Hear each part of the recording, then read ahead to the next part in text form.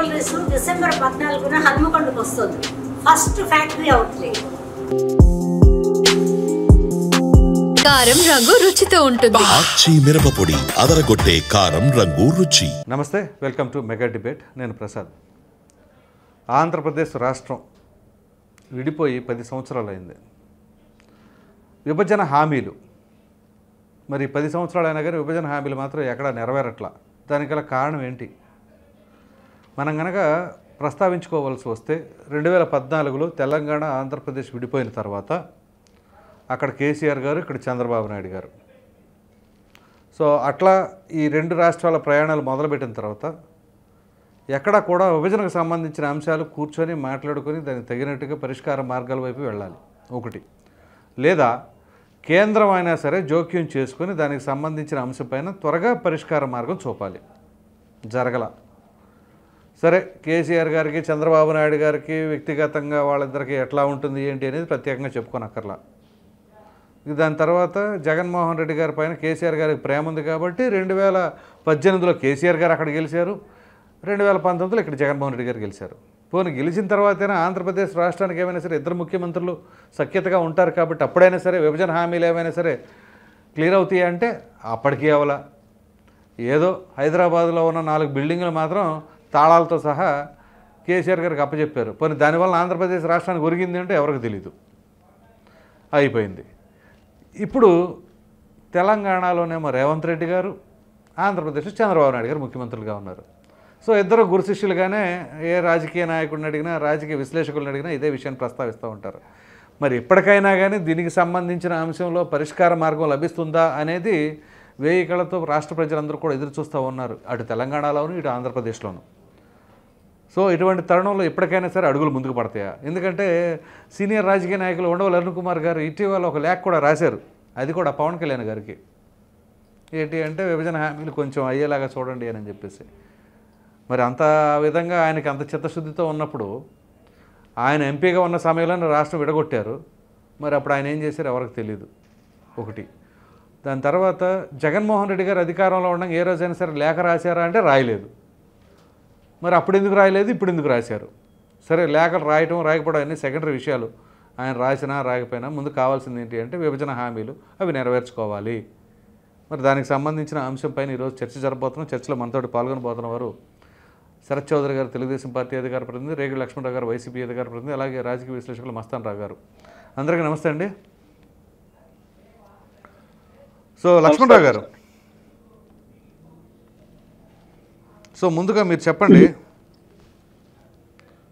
So మీరు గత 5 ఏళ్లలో అధికారంలో ఉన్న సమయంలో సరే 2014 నుంచి 19 మధ్యలో వాళ్ళు చేయలేదు, కనీసం మీరైనా చేయడానికి మంచి అవకాశం, ఎందుకంటే అక్కడ కేసీఆర్ గారు ఉన్నారు కాబట్టి. మరి అటువంటి తరుణంలో ఎందుకని చేయలేకపోయారు? ప్రసాద్ గారు, మీకు ప్యానల్ ఉన్న పెద్దలకి, అదంటే వీక్షకులకు యాజమాన్య హృదయపూర్వక నమస్కారం అండి. నమస్కారం అండి. మరి 2014, 2019లో చంద్రబాబు నాయుడు గారు మరి మనకు రావాల్సినటువంటి విభజన చట్టంలో ఏవైతే మరి ఈ 135,000 కోట్లతో సహా అక్కడ ఏవైతే మన హైకోర్టు బెంచ్ కానీ అలాగే అక్కడ ఉన్నటువంటి కొన్ని మన వ్యవస్థలకు సంబంధించిన ల్యాండ్స్ కూడా మరి దానికి అన్ని కూడా తెలంగాణలో వదిలేసి వచ్చేసారు. సో జగన్మోహన్ రెడ్డి గారు మరి ఎందుకు మీరు ఆ రోజున మరి మనకు రావాల్సిన విభజన చట్టం కింద డబ్బులు ఎందుకు తీసుకురాలేదని మీరు అడుగుతా ఉన్నారు. సో మేము 2019-24 టైంలో మనకి ఉన్నటువంటి ఈ టైంలో ఈ ప్రాసెసింగ్ అంతా కూడా జగన్మోహన్ రెడ్డి గారు ఏవైతే ప్రజలకి ఇచ్చినటువంటి ఈ వెల్ఫేర్ మీద, డెవలప్మెంట్ మీద జగన్మోహన్ రెడ్డి గారు వెళ్ళడం జరిగింది. అంటే ప్రభుత్వం యొక్క జీడిపిని, మన రాష్ట్ర జీడిపిని పెంచే ఉద్దేశంలో రాష్ట్రంలో ఉద్యోగాల రీత్యా అలాగే యువతకి ఏ రకంగా మనం వాళ్ళని ఉద్యోగాలు క్రియేట్ చేయాలని ప్రతి విషయంలో మరి జగన్మోహన్ రెడ్డి గారు ఆ రకంగా వెళ్ళడం జరిగింది. ఈ విభజన చట్టంలో కూడా నాకు తెలిసి 1-2 సార్లు దాని ప్రస్తావన అనేది రావడం జరిగింది. కానీ ఎంతవరకు దాన్ని మరి ఆ టైంలో మరి జగన్మోహన్ రెడ్డి గారు ఎంతవరకు మరి దాన్ని గెయిన్ చేశారనే విషయం అయితే పూర్తిగా నాకు పూర్తిగా కొంచెం దాని మీద అయితే కొంచెం అవగాహన లేదని చెప్పాలి. సో ఖచ్చితంగా ప్రసాద్ గారు మేము అనేది అంటే మరి జగన్మోహన్ రెడ్డి గారు ఉన్న పీరియడ్ షార్ట్ టైంలో ఆ 5 సంవత్సరాల్లో జరగంది. మళ్ళీ చంద్రబాబు నాయుడు గారు ఇప్పుడు వచ్చినట్టు ఈ టైంలో ఇప్పటికైనా సరే మేము మరి గత 5 సంవత్సరాలు మీరు తేలేదు కదా అని మీరున్నప్పుడు మీరేం చేశారని వాళ్ళు అనడం కన్నా మళ్ళీ మీరే వచ్చారు కాబట్టి ఈ 5 సంవత్సరాల్లోనైనా మనకు రావాల్సినటువంటి విభజన చట్టం కింద రావాల్సినటువంటి అమౌంట్ తీసుకొస్తే రాష్ట్రం ఎలాగో ఇప్పుడు మీరు అంటూ ఉన్నారు 17,500 కోట్ల రూపాయలు విద్యుత్ బకాయిలు చెల్లించో, తద్వారా ఈ రోజున యూనిట్కి 92 పైసలు మీరు పెంచడం జరిగింది. అంటే ఈ రకంగా అంటే కరెంటు భారం తగ్గించడానికైనా లేదా మన రాష్ట్రంలో ఇంకా ఏదైనా ఇంప్లిమెంట్ చేయడానికి ఆ అమౌంట్ ఉపయోగపడుతుంది. ఇప్పుడు మీరు అమరావతి రాజధాని అంటున్నారు, అమరావతిలోని రాజధానిని నిర్మించడానికైనా ఇన్ఫ్రాస్ట్రక్చర్ డెవలప్మెంట్ చేయడానికైనా మనకు రావాల్సినటువంటి నిధులు ఉపయోగపడతాయి. సో సకాలంలో మీరు ఏమన్నారు, జగన్మోహన్ రెడ్డి గారు మేము అధికారంలో ఉన్నప్పుడు ఏమన్నారు, అసలు ప్రభుత్వ ఉద్యోగాలకి 1వ తారీఖున పడవలసిన జీతాలు కూడా పడవలేదు, 10వ తారీఖున 15వ తారీఖున పడి అన్నారు. ఈరోజు చూస్తే ప్రతి వ్యవస్థలో ఉన్నటువంటి గవర్నమెంట్ ఉద్యోగాలందరూ కూడా రోడ్డు మీదకి వచ్చారు. సో ఎందుకు వచ్చారంటే ప్రభుత్వ ఖజానాలో డబ్బులు లేవు. సో మనకు అందుకే అన్నాం, మీరు ఏదైతే విభజన చట్టం కింద రావాల్సిన అమౌంట్ మీరు తెలంగాణ ప్రభుత్వం మనకు ఆ రోజున వాళ్ళకి మనకు రావాల్సిన ప్రభుత్వాన్ని మనకు తీసుకొస్తే ఈ రోజుకే మన చంద్రబాబు నాయుడు గారికి అంత ఇబ్బంది ఉండదు కదా. పవన్ కళ్యాణ్ గారు నిన్న ప్రెస్ మీట్ పెట్టి ఏమన్నారు, అయ్యా మేము బ్లీచింగ్ పౌడర్ కొనడానికి డబ్బులు లేవు, రోడ్లు గొంతులు పోడ్చడానికి డబ్బులు లేవు, వాటర్ మంచినీళ్ళు కొళాయిల్లో వాటర్లు ఆ సుజలాశ్రమం ద్వారా ఇవ్వాల్సినటువంటి కొళాయిలో ఇంటికి కొళాయి ఇవ్వడానికి కూడా డబ్బులు లేవు, పరిపాలన కొనసాగించాలంటేనే మాకే భయం వేస్తుందని సాక్షాత్ డిప్యూటీ సీఎం గారు మాట్లాడడం జరిగింది. అంటే మనకు అర్థమవుతూ ఉంది ఖజానాలో ఖాళీగా ఉంది. అందుకే సూపర్ 6 కూడా పక్కన పెట్టారు. ఏదైతే ఉచిత బస్సు అన్నారు దాన్ని పక్కన పెట్టారు. మన దీపం పథకం కింద ఇచ్చినటువంటి ఇంటింటికి ప్రతి కనెక్షన్ ఉన్నటువంటి వ్యక్తికి ఉచిత గ్యాస్ సిలిండర్ ఇస్తామన్నారు. తీరా చూస్తే దాదాపుగా మనం లెక్కలు వేసుకుంటే 1,54,00,000 మందికి కనెక్షన్లు ఉంటే వాళ్ళు 26 లక్షల మందికి ఇచ్చారు. ఇప్పటి వరకు కూడా ప్రభుత్వం అధికారికంగా ప్రకటించింది 26 లక్షల మందికి మేము ఇచ్చామని. ఆ 26 లక్షల మంది కూడా చాలా మంది కూడా ప్రభుత్వం ఇచ్చినటువంటి సబ్సిడీ రాయితీ ఏదైతే ఉందో ఆ డబ్బులు అమౌంట్ కూడా ఇంతవరకు పడలా ఎవరికి కూడా. సో ఇవన్నీ గవర్నమెంట్ వాళ్ళు మేనేజ్ వేసుకుంటున్నారు ఏంటి అనేది, ఎలా నడపాలి ఏంటనేది. సో ఖచ్చితంగా మనకి మన స్ట్రగులింగ్ నుంచి బయటికి పడాలి, మనకున్న ఇబ్బందుల నుంచి బయటికి పడాలంటే ఖచ్చితంగా మనకు రావాల్సిన విభజన హామీ చట్టంలో హామీలన్నీ కూడా నెరవేర్చుకోవాలి. ఇప్పుడు మీకు మంచి అవకాశం, ఎందుకంటే ఎన్డీఏ కూటమి కింద ఇప్పుడు సెంట్రల్లో మీరు ఉన్నారు, స్టేట్లో మీరు ఉన్నారు, అలాగే రాష్ట్రానికి కావాల్సినటువంటి నిధులు కానీ అవసరమైతే ప్రత్యేక హోదా డిమాండ్ చేసే సత్తా కూడా మీకుంది. కాబట్టి చంద్రబాబు నాయుడు గారు, పవన్ కళ్యాణ్ గారు ప్రత్యేక హోదా వైపు వెళ్ళండి, మనకు రావాల్సినటువంటి విభజన హామీ చట్టంలో ఉన్న నిధులు కూడా తీసుకొస్తే ఇంకా కూడా రాష్ట్ర అభివృద్ధి డెవలప్మెంట్ అవడానికి ఉపయోగపడుతుందండి. ప్రసాద్ గారు రైట్, మరలా వస్తాను. శరత్ గారు నమస్తే అండి. నమస్కారం ప్రసాద్ గారు. సో ఇప్పుడు వైసీపీ వాళ్ళు చెప్తుంది ఏంటి అంటే, సరే మా హయాంలో మేము చేయలేకపోయాం, కనీసం మీరైనా చేయగలరా, ఎందుకంటే ఇటు కేంద్రంలోనూ రాష్ట్రం 2 చోట్ల అధికారంలో ఉన్నారు కాబట్టి 2014 నుంచి 19 మధ్యలో చేయలేకపోయినా సరే గత కనీసం ఇప్పుడైనా సరే ఆ విభజన హామీలు పూర్తి చేయగలరా. ఒక ప్రక్కన చూస్తే ఖజానా ఖాళీగా ఉంది కాబట్టి కనీసం ముందు మనకి ఆ విభజన హామీలు పూర్తి చేసుకోగలిగితే మంచిది కదా, ఏమంటారు? ప్రసాద్ గారు, ఇందాక లక్ష్మణ్ గారు చెప్పినట్లుగా గతహ అని ఒక మంచి మాట చెప్పారు. ఆయన ఎప్పటిలాగా కాకుండా ఇప్పుడు కొంచెం రొటీన్ కి భిన్నంగా మాట్లాడినందుకు స్వాగతిస్తున్నాం ఆయన వ్యాఖ్యల్ని కూడా. Very good. ఇప్పుడు మనకి ఉన్న పరిస్థితుల్లో విభజన హామీలు అన్ని నెరవేర్చే విధంగానే కేంద్ర రాష్ట్ర ప్రభుత్వాలు కృషి చేస్తున్నాయి, అందులో ఎటువంటి డౌట్ లేదు. మన చంద్రబాబు నాయుడు గారు కావచ్చు, పవన్ కళ్యాణ్ గారు కావచ్చు, ఫ్రీక్వెంట్ గా ఢిల్లీ వెళ్ళి వారిని కలుస్తూ రైల్వే ప్రాజెక్టుల విషయంలో కావచ్చు, రోడ్డు రవాణా విషయాల్లో కావచ్చు, ఇక మనకి కావాల్సిన విభజన హామీల్లో ఎయిర్పోర్ట్ల విషయం కావచ్చు, వీటన్నిటి గురించి ఎన్నో చర్చలు జరిపిన తర్వాత మనం చూస్తే గత పార్లమెంట్ సమావేశంలోనే అమరావతి అనే రాజధానిని కట్టుకోవడానికి మనకి ఒక 16,000 కోట్లు గ్రాంట్ ఏదైతే ఉందో కేంద్ర ప్రభుత్వం హామీతోటి మనకి రావటం, అదే కాకుండా ఇంకొక 15,000 కోట్లు కూడా మనకి వేరే బ్యాంక్స్ నుంచి, ఫారెన్ నుంచి రావటము మొత్తం వెరసి 31,000 కోట్లతోటి అద్భుతమైన రాజధాని. ఎందుకంటే ఎవరి తప్పిదం చేసినా సరే జూన్ 2024కి 10 సంవత్సరాలు అనేది అయిపోయింది. ఆ రోజుకి రాజధాని లేని రాష్ట్రం ఏదన్నా ఉంది అని అంటే మనకి కేవలం ఒక ఆంధ్రప్రదేశే. ప్రతి ఆంధ్రుడు ఎంతో దుఃఖంతో మునిగిపోయిన విషయం అది. ఎందుకంటే మీ ఊరు ఎదురా, మీ రాజధాని ఎదురా అని అంటే ఎవరు చెప్పలేని సిచ్యువేషన్. సో అలాంటి పరిస్థితుల్లో నుంచి ఇప్పుడు ఒక పునాది అనేది పడింది. విభజన హామీలలో భాగంగా రాజధాని కట్టుకోవడానికి కేంద్రం సహకారం అనేది అందుతుంది. దాంతో పాటుగా మనకి 31,000 కోట్లతోటి మనం రాజధాని అనేది నిర్మించుకోవడానికి మనకు ఒక మంచి మార్గం దొరికింది. ఇప్పుడు నిన్న మనకి సిఆర్డిఏ 42వ మీటింగ్ కూడా జరిగి అందులో అన్ని అప్రూవల్స్ తీసుకోవడం కావచ్చు. రేపు జనవరి నుంచి అన్ని పనులు వేగవంతంగా జరిగి ఇంకొకసారి మళ్ళీ ఇటువంటి పొరపాట్లు కానీ ఇటువంటి ఏ జరగకుండా ఉండడానికి రాజధానికి కూడా ఒక చట్టబద్ధత అనేది తీసుకొచ్చే ఆలోచనలు కూడా జరుగుతున్నాయి గవర్నమెంట్ లో. ఒక గెజిట్ నోటిఫికేషన్ ద్వారా ప్రెసిడెంట్ ఆఫ్ ఇండియా నుంచి ఇది ఒక నిజమైన రాజధాని ఉండాలి అని అన్నట్టు. ఇందులో భాగంగానే ఇన్వెస్టర్స్ విషయంలో కూడా ఇప్పుడు మనం యోగలం పాదయాత్రలో 20 లక్షల మందికి ఉద్యోగాలు ఇస్తామని మనం ప్రకటించడం జరిగింది.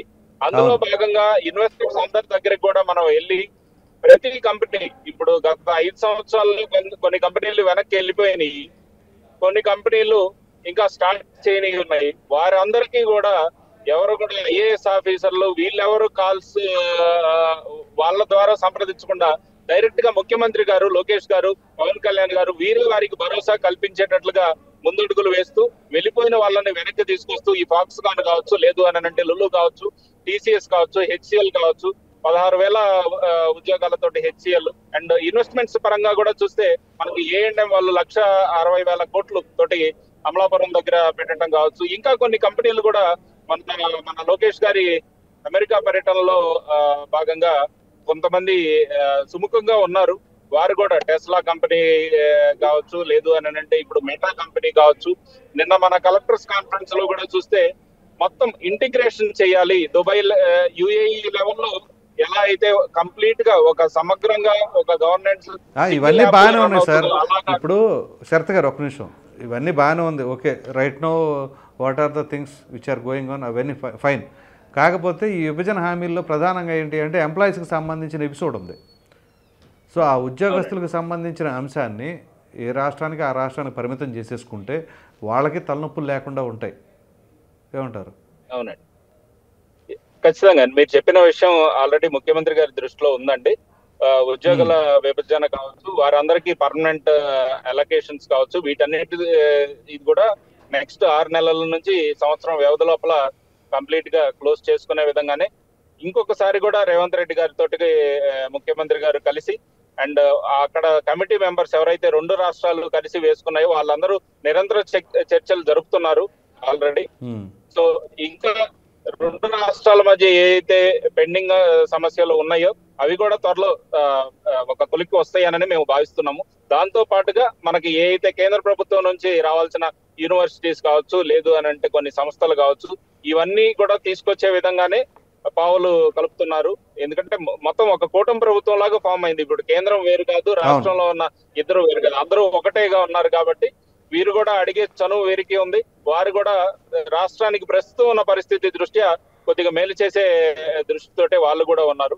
ఖచ్చితంగా విభజన హామీలు అన్ని నెరవేరుతాయి. దాంతో పాటుగా రాష్ట్రం అనేది మనకి ఇప్పుడు హైదరాబాద్ ప్రస్తుత సిచ్యువేషన్ ఎట్లా ఉందో అలాంటి సిచ్యువేషన్ తొందరలోనే ఒక మంచి రాజధాని కట్టుకొని అందరికీ మంచి జరుగుతుందని మేము భావిస్తున్నామండి.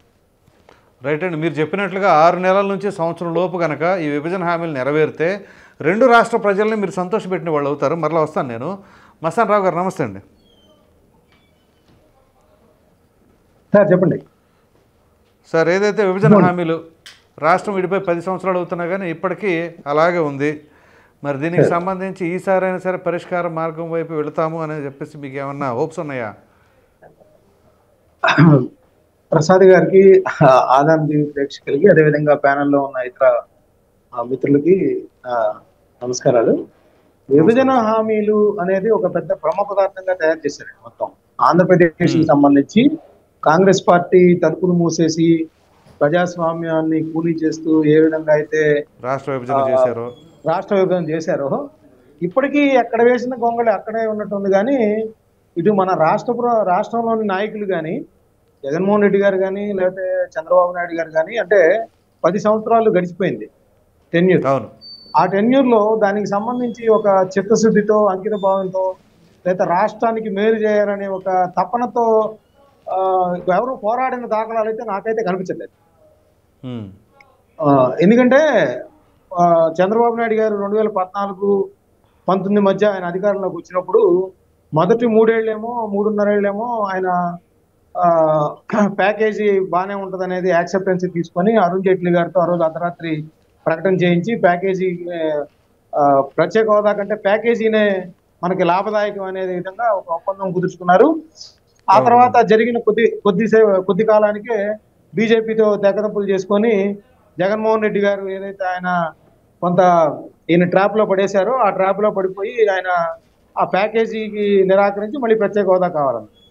సో అది కాదు ఇది కాదు, రెండు ధర్మ పోరాట దీక్షలు అన్ని చేశారు. అది కాకుండా అంటే హోదా రాలేదు ప్లస్ ప్రత్యేక ప్యాకేజీ కూడా ఇంప్లిమెంట్ రాలేదు. సో రెండుకి చెడ్డ రావడి పరిస్థితి ఆ రోజు అయింది.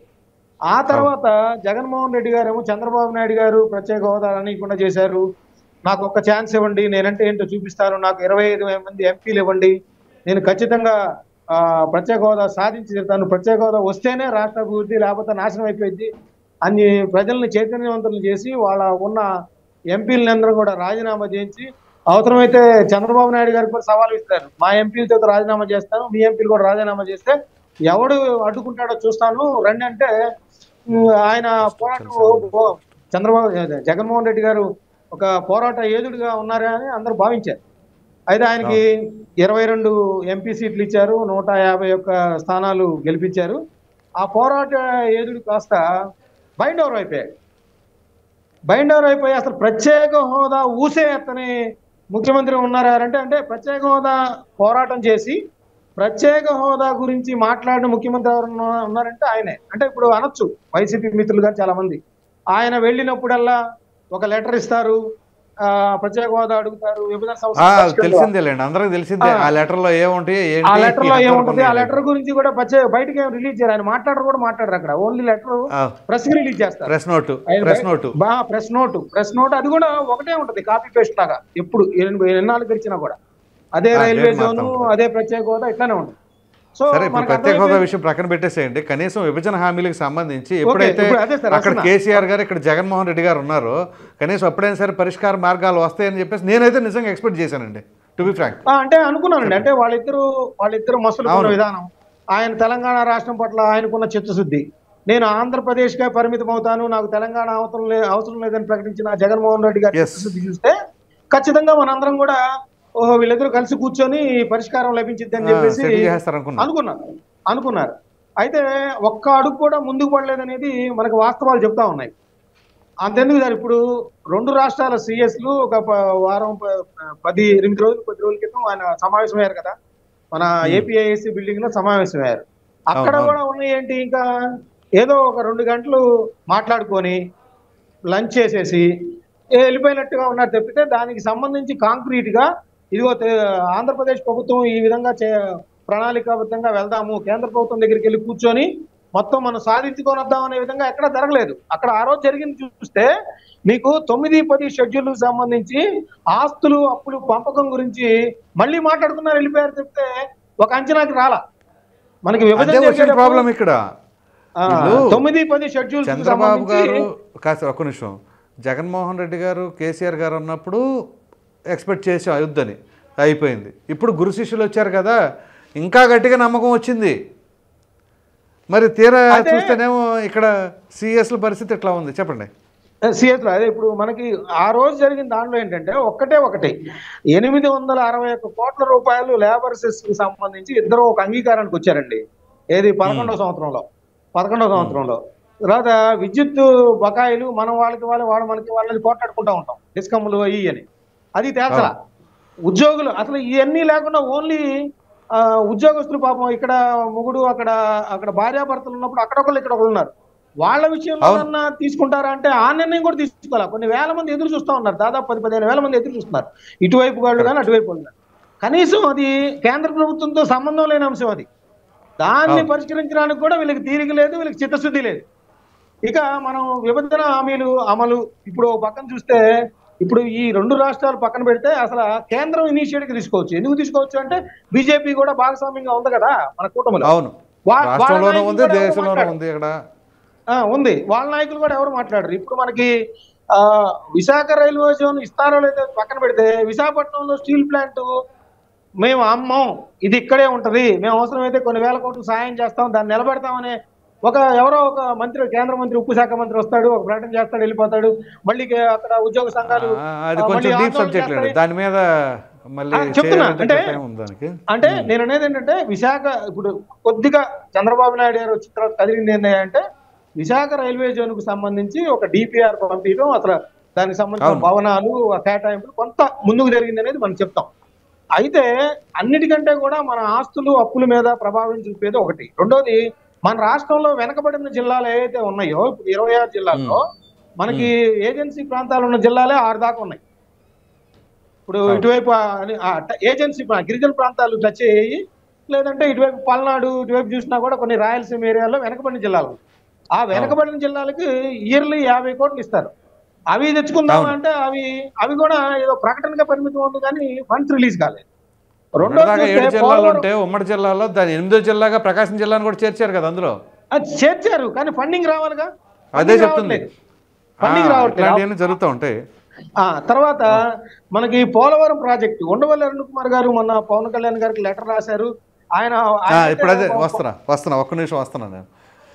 లక్ష్మణరావు గారు, వాస్తవంగా జగన్మోహన్ రెడ్డి గారు అధికారంలో ఉన్నది, జగన్మోహన్ రెడ్డి గారికి ఉండవల్లి అరుణ్ కుమార్ గారు మంచి సన్నిహితులే కదా. ఇంకోటి ప్రసాద్ గారు ఒక్క విషయం ఇందాక చెప్పాలి. పోలవరం ప్రాజెక్టు చంద్రబాబు నాయుడు గారు అది కేంద్ర ప్రభుత్వమే చేపట్టాలైతే మేమే నిర్మించుకుంటాం, ఎందుకంటే కేంద్ర ప్రభుత్వం నిర్మించే ప్రాజెక్టులు ఈ విధంగా డిలే అవుతున్నాయి కాబట్టి మాకే ఇవ్వండి అన్నారు. ఆయన ఇచ్చారు. ఆయన ఇచ్చిన తర్వాత జగన్మోహన్ రెడ్డి గారు ఏం ఆరోపణలు చేశారంటే, అతను ఆయన ఉండండి కడతానికి, కేంద్రమే కడితే నేనైతే కేంద్రానికి మార్చేస్తాను, నాకు అధికారం ఉండి ఏమంటే కట్టి చూపిస్తానన్నాడు. కానీ ఆయన అధికారంలోకి వచ్చిన తర్వాత కేంద్రానికి ఇవ్వాల, ఆయన కాంట్రాక్టులను మార్చి కంటిన్యూ చేశాడు. రివర్స్ టెండరింగ్ అది ఆయన చెప్పింది అయితే అదే ప్రజలకు చెప్పింది ఏంటి, కేంద్ర ప్రభుత్వానికి ఇచ్చేస్తాను, అదే కట్టి చూపిస్తాను. ఉండవల్లి అరుణ్ కుమార్ గారు ఎప్పుడో చెప్తారు, అసలు పోలవరం ప్రాజెక్ట్ అనేది మనం పైసా ఇవ్వక్కర్లేదు, R&R ప్యాకేజీతో సహా 53,000 కోట్లు ఎంతైతే లెక్కేసారు. ఉండవల్లి అరుణ్ కుమార్ గారి గురించి చెప్పాల్సి వస్తే చాలా స్టోరీ వస్తుంది. కానీ కాదు అంటే పోలవరం ప్రాజెక్టు యావత్తు ఖర్చు కూడా కేంద్రమే భరించాలనేది అనేది ఆయన చెప్పేవన్నీ కూడా ఇప్పటికీ రాష్ట్రం విభజించింది కరెక్ట్ కాదు, ఇప్పటికైనా కోర్టులో కేసేయండి అంటా ఉంటారు. అవన్నీ జరిగిన సత్యానా? అదే సార్, ఇంకా ఇప్పుడు మళ్ళీ ఆంధ్రప్రదేశ్ తెలంగాణ కలిసిపోయింది అనే టైప్లో ఆయన చెప్పుకొస్తూ ఉంటారు. కానీ ఇది కిరణ్ కుమార్ రెడ్డి గారు కనుక రూలింగ్లో ఉండగా లాస్ట్ బాల్ ఉంది అన్నట్టు ఉంటుంది పరిస్థితి. లక్ష్మణరావు గారు, జగన్మోహన్ రెడ్డి గారికి ఉండవల్లి అరుణ్ కుమార్ గారికి మంచి సాన్నిహిత్యం ఉంది, ఆ విషయం తెలిసిందే. ఇద్దరు కాంగ్రెస్ పార్టీకి సంబంధించిన వాళ్ళు ఒకప్పుడు. మరి అటువంటిది జగన్మోహన్ రెడ్డి గారు సీఎంగా ఉన్న సమయంలో కనీసం ఒక లేఖ రాసి, అయ్యా సీఎం గారు మరి ఆ విభజన హామీలకు సంబంధించిన పరిష్కార మార్గం వైపు వెళ్ళండి, ఆలోచన చెయ్యండి అని చెప్పేసి లేఖ ఎందుకని రాలేకపోయారు ఇప్పుడు పవన్ కళ్యాణ్ గారికి రాసినట్లుగా? ఉండవల్లి అరుణ్ కుమార్ గారు జగన్మోహన్ రెడ్డి గారికి అత్యంత ఆప్తులు, జగన్మోహన్ రెడ్డి గారి తండ్రి గారికి అత్యంత ఆప్తులు అని అందరూ చెప్తూ ఉంటారు, మాట్లాడుతూ ఉంటారు. వినండి, ఎస్ వాస్తవమే. అయినా సరే ఆయన కాంగ్రెస్ వాది, కాంగ్రెస్ పార్టీకి ఆయన ఏ పార్టీ నాకు తెలిసినంత వరకు ఇప్పటి వరకు మారలేదు. ఆయన కాంగ్రెస్ పార్టీ యొక్క సిద్ధాంతాలు భావజాలకు ఉన్నారు. ఇప్పుడు పార్టీలో ఉన్నారో బయట ఉన్నారో అయితే మనకి అంత పెద్దగా ఐడియా లేదు. కానీ ఆయన ఎప్పుడైనా సరే, అది ఏ గవర్నమెంట్ అయినా సరే, ఇప్పుడు జగన్మోహన్ రెడ్డి గారు ఉన్నప్పుడు ఏంటది లెక్కర్ గురించి అనుకుంటా, లెక్కర్ గురించి ఆయన మాట్లాడడం జరిగింది. అలాగే చంద్రబాబు నాయుడు గారు ఉన్నప్పుడు లెక్కర్ గురించి మాట్లాడడం జరిగింది. అలాగే ఎవరైనా ఆయనకి ఒకలేనని కాదండి, ప్రభుత్వం పైన పలానా విషయం వచ్చిందనుకో ఆ విషయమైనా తీసుకొచ్చి మాట్లాడతారు ఆయన. ఇప్పుడు మార్గదర్శి ఉంది, మార్గదర్శి సిట్ ఫండ్లో లోటుపాట్లు ఉన్నాయి, అవినీతి జరుగుతూ ఉంది. అందులో మరి రామోజీరావు గారి యొక్క సిట్ ఫండ్లో చూడండి ఒకరి పేరు మీద 10 మంది 20 మంది ఇన్వెస్ట్ చేస్తూ ఉన్నారు. ఒకరికే 10 ఉన్నాయి.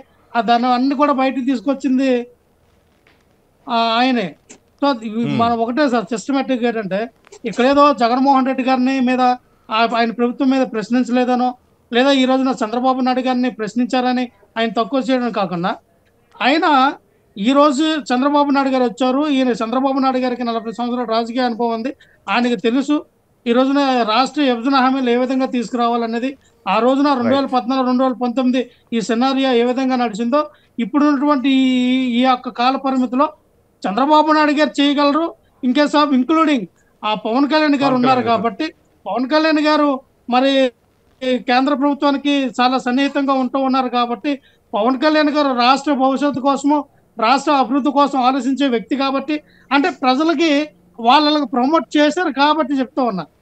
సో ఇవన్నీ కూడా మరి పవన్ కళ్యాణ్ గారు చంద్రబాబు నాయుడు గారు తేగలరు కాబట్టినే ఈ రోజున ఉండవల్లి అరుణ్ కుమార్ గారు లేఖ రాసి ఉండొచ్చు. ఎందుకంటే ఉండవల్లి అరుణ్ కుమార్ గారికి చంద్రబాబు నాయుడు గారి మీద నమ్మకం లేకపోవచ్చు. ఎందుకంటే చంద్రబాబు నాయుడు గారు ఏమి చెప్పినా ఉండవల్లి గారు అలాగా అంటారులని పక్కన పెట్టవచ్చు. కానీ పవన్ కళ్యాణ్ అనే వ్యక్తి ఉన్నాడు కాబట్టి పవన్ కళ్యాణ్ అయినా దగ్గరుండి చేపిస్తాడు. అందుకనే పవన్ కళ్యాణ్ గారికి ఈ లేఖని కొంచెం అనుసంధానం చేస్తూ ఆయన రాయడం జరిగింది. ఇప్పుడు ఒకటే సార్ ప్రసాద్ గారు, ఈ చంద్రబాబు నాయుడు గారికి ఎన్నో రకాలుగా ఎన్నో సంఘాలు, ఒకటే కాదు బీసీ అసలు యాక్చువల్ ఎన్టీ రామారావు గారు పార్టీ పెట్టినప్పుడు బీసీల కోసం, బీసీలో అభివృద్ధి కోసం మేము పార్టీ పెట్టామని బీసీ నినాదంతో వచ్చిన పార్టీ అది. అలాంటి బీసీలను కూడా పక్కన పెట్టింది కదా, బీసీలకే పెద్దపేట వేయలేదు కదా. ఈ రోజు రాజకీయం అయిపోద్దు, వద్దు వద్దు వద్దు ప్లీజ్, రాష్ట్రం గురించి మనం మాట్లాడుతున్నాం. పాయింట్కి వస్తాను. నేను ఎందుకన్నానంటే చంద్రబాబు నాయుడు గారు ఎవరినైనా వాడుకను వదిలేయడానికి చూస్తారు. ఆర్ కృష్ణయ్య గారిని కానీ వినండి, అలాగే అలాగే అలాగే సరే అవన్నీ ప్రక్కన పెట్టేసేయండి. నేను మళ్ళీ రాజకీయం అయిపోద్దు. లక్ష్మణరావు గారు ప్లీజ్. శరత్ గారు, సో ఇప్పుడు లక్ష్మణరావు గారు చెప్తున్నది ఏంటి అంటే, ఇక్కడ కూటమి అధికారంలో ఉంది కాబట్టి అది కూడా పవన్ కళ్యాణ్ గారు చాలా పటిష్టంగా ఉన్నారు, కేంద్రంతో సాన్నిహిత్యంగా ఉంటారు. సో ఆ నమ్మకంతోనే లేఖ రాశారు అనే ఉద్దేశంతో ఆయన చెప్తున్నారు. సరే వాట్ ఎవర్ తన ఒపీనియన్ అది. సో ఈసారి అయినా సరే ఖచ్చితంగా ఆ విభజన నెరవేరిస్తే ఖచ్చితంగా ప్రతి ఒక్కరూ హర్షిస్తారు. చంద్రబాబు నాయుడు గారు సుదీర్ఘ అనుభవం నాయకుడు, దాంట్లో నో డౌట్. ఆయన ఏ విషయమైనా సరే చాలా విషయంతో ఉంటారు, ఒక క్లారిటీతో ఉంటారు. సో ఫైనల్ రిమార్క్స్ చెప్పండి సార్. ఇక్కడ ఇద్దరు వ్యక్తులు ఉన్నారండి ఆంధ్రప్రదేశ్ లో. ముద్రగడ పద్మనాభ రెడ్డి గారు ఒకరు, ఇంకొకరు ఉండవెల్లి అరుణ్ కుమార్ గారు ఒకరు. వీరికి తెలుగుదేశం పార్టీ గవర్నమెంట్ లో ఉన్నప్పుడే బయటికి రావాలి, లెటర్లు రాయాలి అని ఒక విడిగా ఉన్నప్పుడు రాయదు. ఓకే, వాళ్ళు రాసింది మంచి విషయమే, దాన్ని మనం ఏమి తప్పట్టాల్సిన అవసరం లేదు. ఇంకోటి ఏంటంటే చంద్రబాబు నాయుడు గారు ఇప్పుడున్న సిచ్యువేషన్ లో రాష్ట్రానికే కాకుండా కేంద్రానికి కూడా ఒక దిక్సూచి లాగా ఒక 100 సంవత్సరాలు మనం స్వాతంత్ర ఉద్యమం జరుపుకునే టైంకి ఎలా ఉండాలి అనే దాని మీద ఒక మంచి విజన్ తోటి డాక్యుమెంట్స్ స్టేట్ అండ్ సెంట్రల్ రెండింటికి కాంట్రిబ్యూట్ చేయడం కూడా జరుగుతుంది. రేపు అది ఇనాగ్రేషన్ ఉంది. మన స్టేట్ కి సంబంధించిన 2047కి ఎలా ఉండాలి అనేది విజన్ 2024 రేపు ఉంది. అదే కాకుండా విభజన హామీలు విషయంకి వస్తే మన విభజన హామీల్లో ఉన్నవన్నీ ఖచ్చితంగా నెరవేరే దిశగానే ముందుకి అడుగులు వేస్తున్నాము. మీకు వచ్చే నెలలో రైల్వే జోన్ కూడా మనకి ప్రారంభోత్సవం కానీ ఇంకోటి కానీ ఉండే అవకాశం ఉంటది. దాంతో పాటుగా ఉక్కు పరిశ్రమ ఇందాక ఏదైతే ఉందో దాన్ని సింపుల్ గా చెప్పాలి అంటే అది విశాఖపట్నం విడిచి ఎటు పోదండి. ఆంధ్రుల హక్కు విశాఖ ఉక్కు ఏదైతే నినాదంతో అది ఏర్పడిందో అది ఖచ్చితంగా ఆంధ్రప్రదేశ్ కే చెందుద్ది. అది ఎట్టి పరిస్థితుల్లో కూడా ప్రైవేటీకరణ కాకుండా ఏ చర్యలు తీసుకోవాలో అన్ని తీసుకుంటున్నారు.